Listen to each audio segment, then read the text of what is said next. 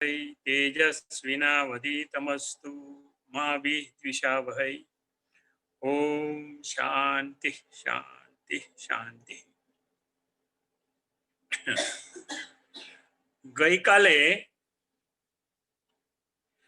આપણે ત્રણ શ્લોકો જે 26, 27 ને 28 ત્રણ શ્લોકોનો શબ્દાર્થ અને થોડો ભાવાર્થ વિશે વિચાર કર્યો અને એમાં વિશેષ તત્વ અને વિશેષ વેદાંત કેવું છુપાયેલું છે તેના વિશે આજે જરા થોડો વધારે વિચાર કરી અને આગળ પ્રવેશ કરીએ। अथ चैनम नित्य जातम नित्यवा मन्यसे मृतम तथापि त्वं महाबाहु नैवं शोचितुमर्हसि। जातस्य हि ध्रुव मृत्यु ध्रुवं जन्म मृतस्य च तस्माद् अपरिहार्येऽर्थे न त्वं शोचितुमर्हसि। अव्यक्तादीनि भूतानि व्यक्तमध्यानि भारत अव्यक्तनिधनानि एव तत्र का परिदेवना। त्रण श्लोक छे। हवे शरीरों का कहा नित्य जातम नित्य मन्य नित्य शरीर का आने का जाने का नित्य है। शरीर संसार में जो शरीरों का आना और जाना है यही सृष्टि का नियम है। कार्य और कारण का संयोग, कार्य और कारण का संयोग से सृष्टि का प्रलय तक जन्म और मृत्यु का यह गंगा रूपी प्रवाह निरंतर बहता रहेगा। यानी कार्य और कारण से जो सृष्टि कर्म रूप सृष्टि जो उत्पन्न हुई है उसका प्रलय तक, प्रलय कब होगा? जन्म और मृत्यु वो प्रलय के कारण है, तो प्रलय तक एक प्रवाह निरंतर बहता रहेगा, वो रुकने वाला है नहीं। उसको सृष्टि का सर्जन और संहार यानी ये वेदांत में उसको अभ्युपगमवाद या अध्यारोप आरोपवाद से कहा गया है। तो ये अभ्युपगमवाद क्या है और अध्यारोप अपवाद क्या है वो हमें देखना है। देखो ये जो दूसरा अध्याय है सांख्य योग है, तो सांख्य योग में समझो कि अब अर्जुन अभी सांख्य योग का ये है, तो वो अपने को ब्रह्म से आत्मा से अलग शरीर रूप मानता है। यानी कि यहाँ जो त्वम पद का जो हमने देखा था कि पहले षटक में त्वम पद है, तो ये त्वम पद अर्जुन है। तो अर्जुन के विषय में बारे में भगवान कृष्ण उसको कह देता है, तो तेरा शरीर क्या है, तू कौन है, तेरा शरीर क्या है वो तू समझ। तो ये त्वम पद वाक्य में अर्जुन को त्वम पद से तत्पद में लाना है। अर्जुन को तत्पद समझाना है अर्जुन को कि नहीं, तू ये त्वम नहीं है, तू तत्पद यानी तू ब्रह्म है, तू आत्मा है, तू आत्मा का स्वरूप है वो जान। तो तत्पद यानी ब्रह्म पद यानी आत्मा का स्वरूप कैसा है, और भगवान बताने को चाहते हैं कि तत्पद और त्वम पद की ऐक्यता कैसे होती है। तो दृष्टांत देते हैं। देखो एक घड़ा होता है ने, घड़ा घट जो है मट्टी का बना हुआ है, ठीक है। तो घड़ा का कारण क्या हुआ? घड़ा जो बना, घट जो बना, तो घट का कारण क्या है? तो मिट्टी है। अच्छा, घट बनाने के लिए सहकारी कारण और हो और हुए, चाकड़ा चाहिए, लकड़ी चाहिए, वो सब है, लेकिन मूल रूप से कारण तो मिट्टी है। अच्छा, घड़ा टूट गया तो फिर उसको क्या क्या क्या होगा उसका? वो फिर मिट्टी के रूप में ही आ जाएगा। तो मृतिका एवं सत्यम वाचारमण विकारो नाम देयम, घटा और ये सब जो आपने बोलने से वो नाम सब दे दिया है, वो सब विकार है। लेकिन अंतितो मृतिका मृति माटी जो सत्य है, मृतिका एव सत्य। सोना के कितने घरेणा बने हुए हैं, अगर उस सबको अग्नि में पिघाल दिया जाए तो सोना का सोना ही रहेगा। कोई अब घराना का जो नाम पड़ा, अलग अलग घराना को अलग अलग नाम दिया, ये विचार नामधेय जो हुआ वो सब विकार है। विकारो नामधेयम, जो विकार है वो नाम रूप मात्र है। विकारो नामधेयम वृत्ति का एव सत्य। जो जो हमने नाम और रूप दिए वो सब सब अ, अलग अंत्य तो हेमनु हेम होए। अभी अभी यहाँ मुख्य सब्जेक्ट चल रहा है, सर्जन का नहीं चल रहा है, मुख्य सब्जेक्ट चल रहा है मृत्यु का, यानी प्रलय का। प्रलय का सब्जेक्ट चल रहा है, सर्जन का सब्जेक्ट नहीं है इधर। तो मृत्यु का सर्जन है, तो हम मृत्यु का क्या, तो प्रलय किसको बोलते हैं उसके बाद में विचार करेंगे। तो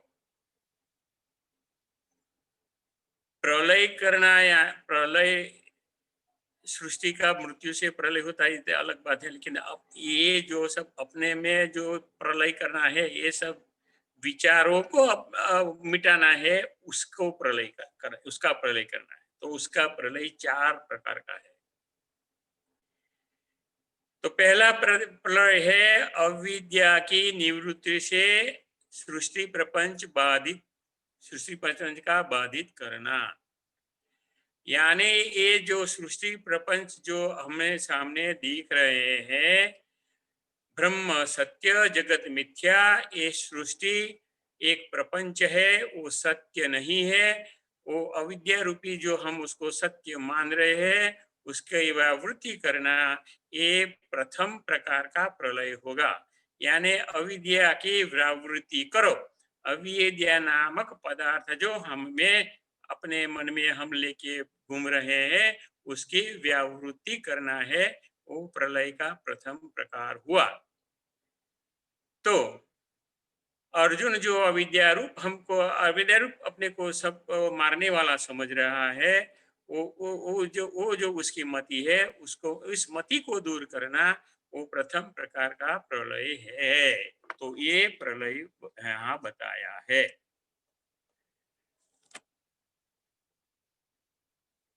दूसरा प्रलय क्या है? प्रलय का दूसरा है तो महाप्रलय। महाप्रलय क्या है? तो जगत का जो कारण है, उसमें कार्य को मिल जाना, वो महाप्रलय है। मृत्यु का यानी सबकी मृत्यु का वो क्रिया, वो महाप्रलय। ब्रह्मा जी, हमारा हमारा 100 साल यानी ब्रह्मा जी का एक दिन। और तो ब्रह्मा जी का दिन पूरा हुआ और वो सोने की तैयारी करते हैं, तो वो उस दिन ये, ये महाप्रलय आएगा। तो सृष्टि के ऊपर से संपूर्ण भूतों का जो विनाश, संपूर्ण भूतों का उसके कार्य कारण में लय हो जाना। समझो, जैसे मकड़ी अपना ये बनाती है, जाल बनाती है और जाल को स्वयं अपने में ले लेती है। हाँ, इसी तरह कारण में ये सब कार्य समा जाते हैं। तो ये महाप्रलय का दिन हुआ। तो उसका निमित्त कब आता है? मैंने पहले बोल दिया। सो निमित्त निमित्त तीसरा नैमित्तिक प्रलय है। तो ब्रह्मा जी का 100 दिन हो जाए, ऐसा नहीं उसका निमित्त आ जाता है। यानी निमित्त यानी समय क्या होता है, प्रलय का समय क्या होता है? तो ब्रह्मा जी का 100 दिन पूरा हो, एक दिन पूरा हो, एक दिन यानी हमारा 100 साल, हमारा 100 साल पूरा हो गया, ब्रह्मा जी का एक दिन हो गया। ठीक है। तो ब्रह्मा जी का एक दिन पूरा हो गया, वो प्रलय का एक समय है, उसको नैमित्तिक प्रलय किया है। निमित्त से आता है, जो निमित्त से आता है, ब्रह्मा जी का दिन पूरा हुआ वो निमित्त हुआ। समयानुसार जो आता है वो निमित्त प्रलय है। महाप्रलय तभी होता है जब उसका निमित्त आता है। जहां तक किसी का निमित्त नहीं आता है वहां तक प्रलय नहीं होता। ठीक है। चौथा प्रलय की व्याख्या की है वो नित्य प्रलय। हाँ, अब नित्य प्रलय क्या है? तो मैं और मेरापन को जो हमारा में रहता है वो क्या रात्रि में रहता है? रात्रि में अगर आप जब सो जाते हैं, सो जाने के बाद आप में क्या मैं या मेरापन रहा? ये तो हमारा रोज का अनुभव है ना। तो हम ये नित्य प्रलय का उदाहरण है। दूसरा दूसरा भी है कि हमारे अंदर जितने कोशों हैं वो हर रोज नए बनते हैं और नए ये मरते हैं। वो भी एक नित्य प्रलय अंदर अंदर भी होता रहता है। तो ये चार प्रकार का प्रलय इस मृत्यु की संज्ञा देकर अभ्युपगमवाद का यहाँ अ, बताया गया हुआ है। ऐसा हम मान सकते हैं, ये अभ्युपगमवाद है इधर। अच्छा, तो अभी जीवात्मा है, उसको अच्छी तरह से मालूम है कि जन्म जन्म होएगा, होएगा और मृत्यु होएगा, वो तो मालूम है, अच्छी तरह से मालूम है। वो क्रिया को पूरी तरह से जानता है। लेकिन जीवात्मा को डर क्या है? जीवात्मा को डर इस बात का है कि पसीना बहाकर मैंने जो ये भौतिक संपत्ति खड़ी कर की है, वो साधन संपत्ति मैंने जो बसाई है, वो अगले जन्म में जाकर मेरे को मिलेगी कि नहीं। वो ही डर से वो मृत्यु से डरता है। बाकी डरता नहीं है, वही डर है उसको, मैं क्या अगले जन्म में मेरे को क्या मिलेगा। तो शास्त्र स्पष्ट करता है कि अगर आपका कर्म वेद विहित रहा, उपकारक रहा, तो आपको शायद यहाँ से 4 गुना मिले। इसी के लिए आपको बिल्कुल सोचने की जरूरियात नहीं है। तो ये बात बताई। तो हमेरे को हमारा कर्मों के बारे में बहुत ध्यान रखना है। कर्म के बारे में बहुत विवेक पूर्वक हमको कर्म करना है कि कहीं से किसी का द्रोह न हो जाए, किसी से कटु वचन ना कहे जाए, किसी से क्या अप्रिय ना कहा अप्रिय ना हो जाए, किसी को नुकसान ना हो जाए। हमारे से किसी को नुकसान न हुए, वही हमारा धर्म होना चाहिए। अगर इसका पालन किया तो तो स्मृति बोलती है तुमको 4 गुना मिलेगा। लेकिन ये पालना जरूरी है। कल हमने देखा कि महाराज ने कितना संयम और धीरज रख के ये नारद जी से भगवान से कहा भाई। भगवान ने जब कहा कि इतना पत्ते गिनने के बाद मिलेगा, तो किसी तरह से उन्होंने जवाब दिया कि एक तो नक्की हो गया कि मेरे को मुक्ति मिलेगी, तो मुक्ति मिलेगी। इसी तरह से जब भगवान ने कहा है कि तुमको तुम्हारे कर्म अगर वेद विहित रहेंगे तो तुमको अभी का है उसका 4 गुना मिलेगा ही मिलेगा। तो तुम मृत्यु से क्यों डरते हो? मृत्यु से डरने की कोई बात नहीं है। अभी दूसरे बात करते हैं। जब भी आप रात को 6 या 8 घंटा सो जाते हो तो क्या डर लगता है? क्यों कि इस समय में भी आपकी संपत्ति क्या है उसका भान नहीं रहेगा आपको।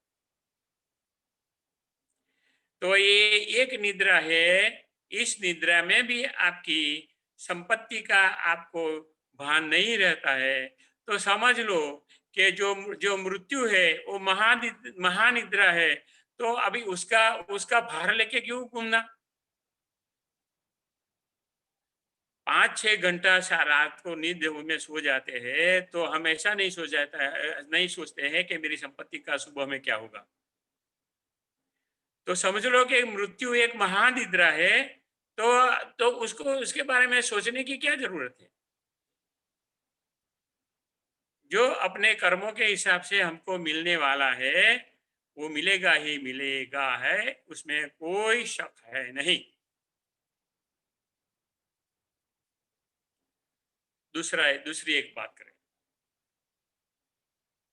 प्रकृति और पुरुष का मिलन जब होता है, मिलन को हम ढोल नगारा बजा के भर बाजार में उसकी यात्रा निकालते हैं। वो यात्रा को क्या कहते हैं हम? वरघोड़ो। प्रकृति और पुरुष, वर और वधु का जब लग्न का प्रसंग होता है, तब तब वरघोड़ो ये यात्रा निकालते हैं। तो जब ये मरण रूप प्रसंग आया है, वहां जीव और शिव का मिलन होने वाला है, वहां कन्या और वर का मिलन होना है, यहाँ जीव और शिव का मिलन होना है। तो जैसे हम लग्न के प्रसंग को एक उत्सव के रूप मना रहे हैं, तो ये मरण प्रसंग को भी क्यों न उत्सव रूप मनाए। तो मरण भी एक उत्सव है, उसको हमें को उत्सव के रूप मनाना आवश्यक है, मनाना चाहिए। मतलब ये कि इस मरणांत उसके लिए शोक करने की कोई जरूरत नहीं है। आदमी जब मर जाता है, कोई मर जाए, घर में कोई मर जाता है, हाँ भगवान आके लेके गए, महाराज आके लेके गए, बोलते हैं हाँ महाराज आके लेके गए, हमारे गुरु आके लेके गए। अभी तो हाँ, आपके गुरु लिख आ- आप जब पेपर में वो वैष्णव का जब लिखते हैं तो प्रभु शरण हो गए। अभी प्रभु शरण के लिए, स्वर्ग में जाने के लिए, प्रभु शरण के लिए हम रोज प्रार्थना करते हैं। तब जब समय आ गया उसका, तो फिर शोक करने की क्या बात रही? प्रभु मैंने ले लीजिए, प्रभु मैंने ले लीजिए, ऐसा तो हम रोज प्रार्थना करते हैं, प्रभु मेरे को समा लेना अपने में। हाँ, तो रोज प्रार्थना करते हैं, भजन में करते हैं ना, बहुत से ऐसे भजन है। तो जब समय आ गया, मृत्यु हुई हो गई, तो फिर शोक किस बात का? प्रभु में शरणागत हुए जीव का शोक किस बात का? ये सब जीव है, सामने जो सब जीव खड़े हुए हैं, उसका समय पूरा हो गया है और उसको जाने का है। वो प्रभु शरण के जाने के लिए, कार्य कारण ब्रह्म में समाने के लिए उसका समय आ गया है, वो उसमें समाये जाने वाले हैं। तो उसके लिए हे अर्जुन, तेरे को कोई शोक करने की जरूर नहीं है। वो अभी उत्तम स्थिति को प्राप्त करने वाले हैं। क्यों? कि वो सब रण में लड़ने वाले हैं, और रण में जो लड़ने वाले हैं उसकी गति अगौ नक्की कर दी है कि उसको सूर्यमंडल भेदन करके वो ब्रह्म को वो प्राप्त होंगे। तो फिर क्या डरने की बात है? तो मृत्यु से कोई डरना जरूरी नहीं है। लेकिन सांसारिक जगत में जीव को क्यों डर है, ये भी एक बात देखें।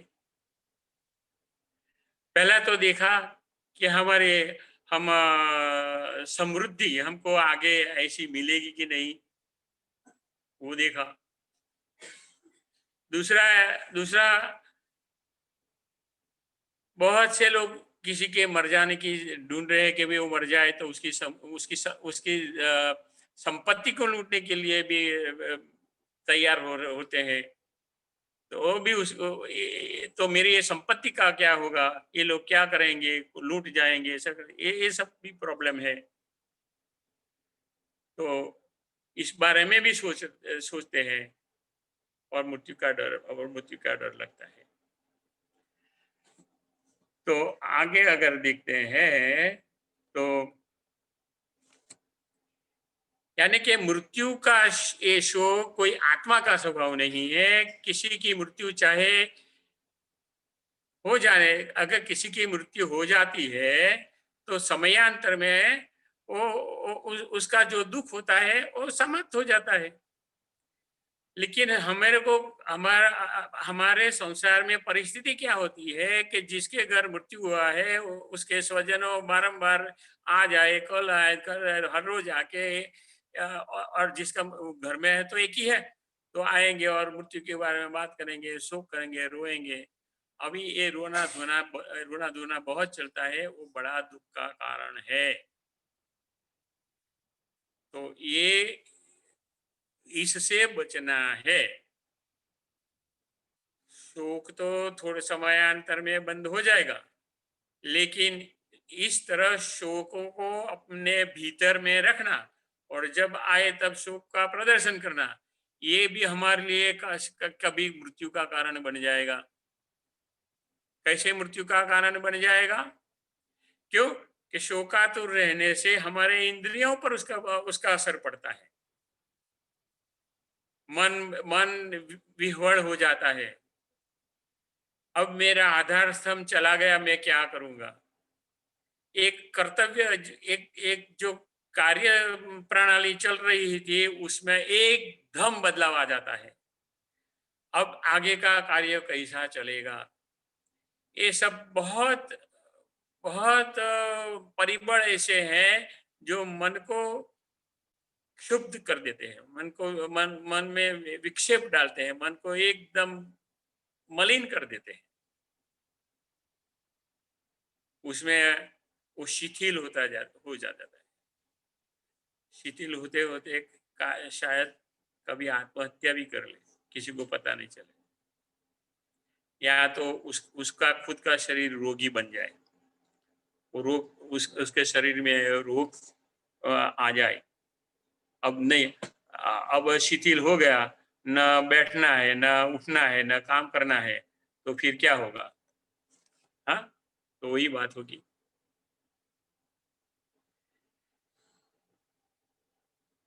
तो हम यहाँ एक उदाहरण लेते हैं। बाल शंकर यानी शंकराचार्य भगवान बाल शंकर थे, बाल्यावस्था में थे, और जब उन्होंने निश्चय किया कि अब मेरे को संन्यास लेना है, तो संन्यास लेने के लिए वो अपनी माता से कहा, हे माता, मैं संन्यास लेना चाहती हूँ, मुझे आज्ञा दे। तब सारी कथा क्या हुई वो तो आपको सबको मालूम है, वो नहीं बोलता हूँ। लेकिन शंकराचार्य भगवान ने अपनी माँ को कहा, हे माँ देख, ये संसार तो एक मुसाफिर का आने जाने का स्थल है। मुसाफिर आते हैं, जाते हैं, और संसार का ये संग चलते चलते मार्ग में बहुत से मुसाफिर मिलेंगे और बहुत से मुसाफिर बिछड़ जाएंगे। मिलन भी होता रहेगा और छूटा पड़ने का भी होता रहेगा। उसी को जीवन कहते हैं। हमारे हमारे परिवार का यही यही कार्य है, मिलना, जुटना, योग होना और वियोग होना। परिवार में हम सब आए हैं तो एक अकस्मात ही है। हम दो भाई बने कि हम दो भाई बने, ऐसे रहिए तो एक अकस्मात है। ऐसे ऐसे चुन के ऐसे माता पिता ने चुन के किसी को पुत्र के लिया नहीं है के बाद तो के दो भाइयों में किसी की चुनाव यानी सिलेक्शन नहीं हुआ कि यही उसको ही मेरे को मैं भाई तरीके से करूंगा। ऐसा नहीं है, हम जो एक अकस्मात है, सब में अलग अलग अलग गुण है। तो सब अपने अपने तौर से आएंगे, अपने तौर से जाएंगे। तो ये संस्कार का हल है। और मेरा अभी समय मेरा भी और समय अभी आगे चलने का आ गया है, मेरे को जाना है।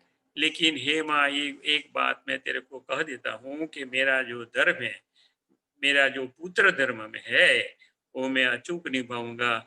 जब भी तू याद करेगी तो मैं तेरे सामने हाजिर हो जाऊंगा। लेकिन संसार तो ऐसे ही चलेगा, योग और वियोग से ही संसार चलेगा। संसार के बारे में दूसरे संसार कोई, मैं अपन अपन अपने भाई को या अपने प्रिय पात्र को हम चाहे वहां तक रुक हमारे पास रख सकते नहीं। उस उसकी विदाई करनी ही पड़ेगी। बोले लड़का बड़ा हुआ है, नौकरी उसको अमेरिका में मिली, उसको जाना ही है।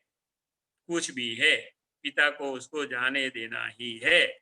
वो अगर नहीं जाने दिया तो एक कंकास का ही कारण बनेगा। उसका उसका जो भविष्य कहाँ लिखा होगा, उसको वहां जाना तय है। आप उसको रोक सकते नहीं हो, ये प्रकृति का नियम है। तो हे माता, जब तू मेरे को याद करोगी तब मैं तुम्हारे पास जरूर आ जाऊंगा।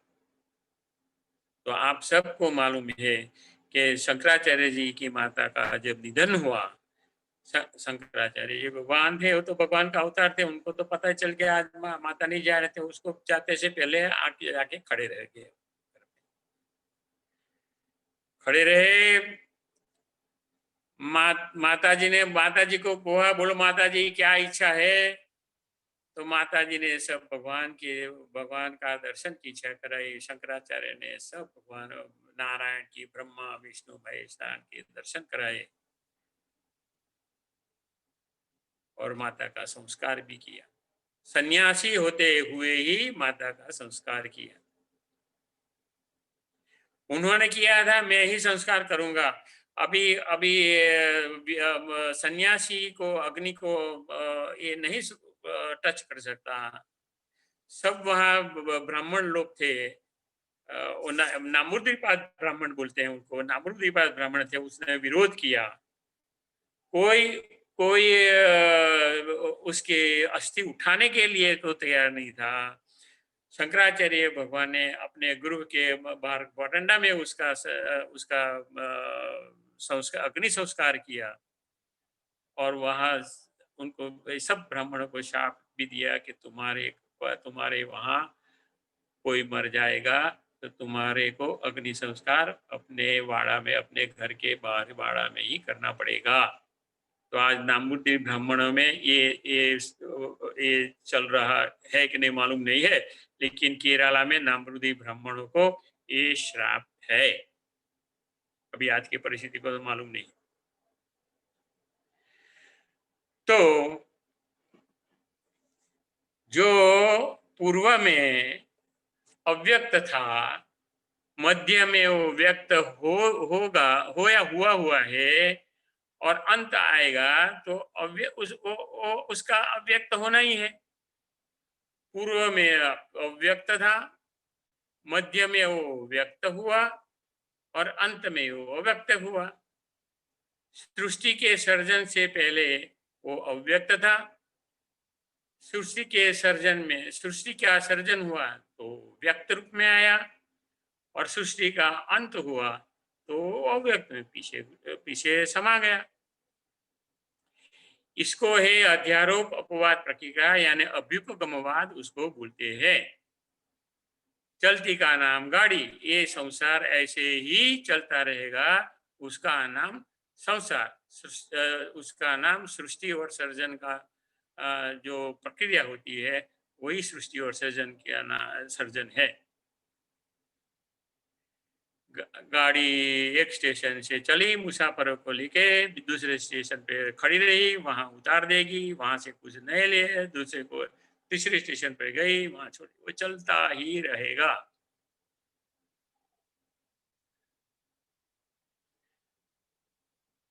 वो आदि में भी नहीं था, अंत में भी नहीं था। हाँ, आदि में वो अव्यक्त था कहा, अंत में भी अव्यक्त था। एक एक महाराष्ट्र ने उसका एक है, भाई आदि में भी नहीं था, अंत में भी अव्यक्त हो जाता है, तो फिर बीच में कहाँ आया वो?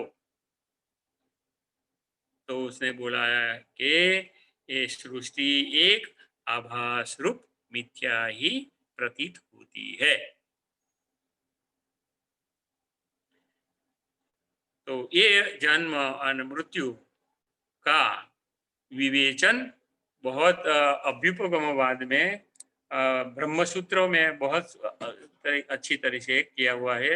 ये ब्रह्मसूत्र के देखेंगे तो उसको, और उपनिषदों में भी उसका बहुत वर्णन है। तो ये पूरा सृष्टि का प्रलयवाद हमने आपको बताया कि प्रलय, अब हाँ, सृष्टि का तो प्रलय होगा ही होगा, लेकिन हमारे में जो जो जो अविद्या पड़ी है, उसका प्रलय हमको करना है। उसका अगर प्रलय हो गया, हमारे हमारे शरीर में जो आत्यंतिक, उसको आत्यंतिक प्रलय करना है, अपना शरीर में आत्यंतिक रूप से अविद्या को हटाना है, वही बड़ा प्रलय है। अब वो प्रलय हो गया तो आप ब्रह्मज्ञानी कहलाएंगे। क्यों? कि फिर दूसरा कुछ आपके सामने है ही नहीं। भाति आत्मतया सर्वम परमात्मा प्रसादात, परमात्मा के उस प्रसाद से अविद्या रूपी जो अविद्याजन्य प्रकृति जो आप में थी, वो निकल गई। तो आप में जो है ब्रह्म सत्य है, वो आप स्वयं सत्य के स्वरूप में ही वहां हो, ऐसा आप अनुभव करेंगे। अभी तो परमात्मा को कुछ थोड़ा अनुभव, वो ही परमात्मा का स्वरूप है, तो उसको अभी किसके स्वरूप की चिंता करने की रही? वही जब परमात्मा स्वरूप है, तो दूसरा कोई पची स्वरूप है ही नहीं सामने। तो ये बात अध्यारोप अपवाद प्रकार प्रलय, यानी तो हम यहाँ तो हमने खाली प्रलय का देखा, लेकिन सृष्टि का जो अब हमने देखा, सृष्टि का ये तो सृष्टि कैसे है?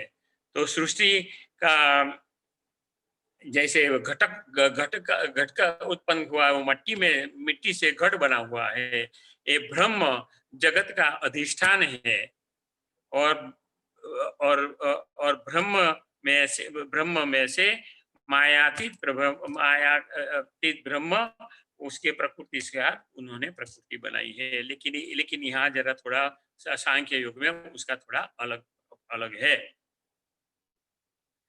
सांख्य शास्त्र में सांख्य शास्त्र में प्रकृति को प्रधान मानते हैं, और क्या है कि ब्रह्म को यानी अधिष्ठान को, आत्मा का अधिष्ठान को अकर्तृत्व कर्ता माना है। अब जो आत्मा अकर्ता है, तो वो सृष्टि का सर्जन कैसे करेगा? वेदांत में आत्मा को अकर्ता मानता है, लेकिन एज पर सृष्टि का सर्जन है, उसके लिए तो ब्रह्म ही उसका कारण है। बाद में जो सृष्टि में जो उत्पन्नशील वस्तु दिखती है, वो आभास मात्र है। तो सांख्य दर्शन में गुणों की साम्यावस्था को प्रकृति कही है।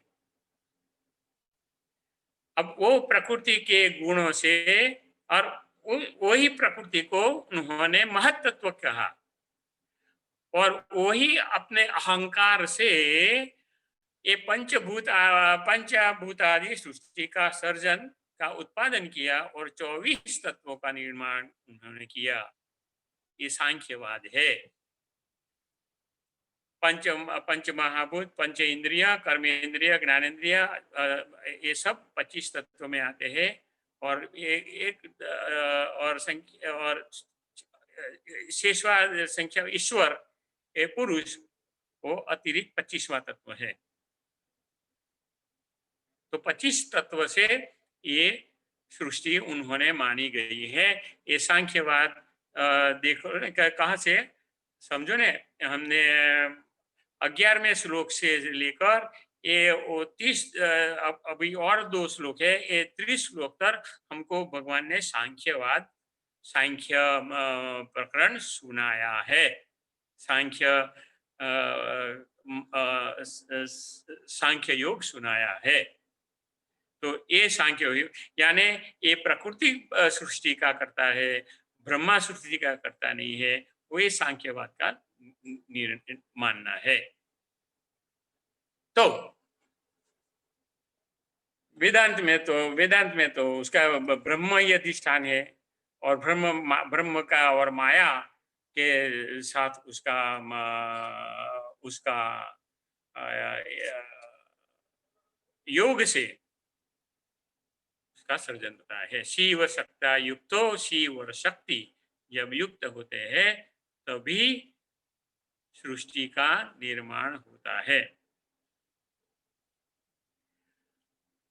अभी जो सांख्यवाद प्रकृति का गुण अलग मानते हैं और ईश्वर को अलग मानते हैं, वहां वहां वेदांत क्या कहता है? भाई देखो, ये ब्रह्म है, ये जगत का अधिष्ठान है। सत भी वो है, असत भी है। न सद आसित न असत आसित। सृष्टि के पहले न सत था, असत था, एक अंधकार में जगत था, अंधकार ही था। ब्रह्म ब्रह्म में जगत सृष्टि का अधिष्ठान ब्रह्म है। तो ब्रह्म से ब्रह्म मायातीत ईश्वर बन के उस माया के साथ उसका सर्जन हुआ है। तो कारण तो ब्रह्म ही है, माया तो सहकारण है, माया से उत्पत्ति नहीं है, क्योंकि माया जड़ है, ब्रह्म चैतन्य है। चैतन्य में उत्पत्ति का, चैतन्य भी उत्पत्ति का कारण बन सकती है। जो जड़ है वो उत्पत्ति का कारण बन सकती नहीं है, वो प्रश्न किया वेदांत ने। लेकिन वहां प्रकृति ने चैतन्य माना है और ब्रह्म को अकर्ता माना है। ब्रह्म अकर्ता है, इसलिए वो प्रकृति, इसलिए वो सृष्टि नहीं करता है, लेकिन प्रकृति ही चेतन तत्व आता है, वो सर्जन करती है, वो सांख्यवाद कहता है। लेकिन लेकिन जो कारण है, कार्य हुआ तो किस में से हुआ? कारण में से हुआ। तो कारण के जितने गुण है वो उस कार्य में जाएंगे। तो वेदांत कहता है कि शक्ति युक्त जो होता है, तो शक्ति के जो सब कारण है, शक्ति के सब जो गुण है, कारण नहीं सॉरी गुण, शक्ति के सब जो गुण है, वो गुण का अधिष्ठान भी ब्रह्म ही है।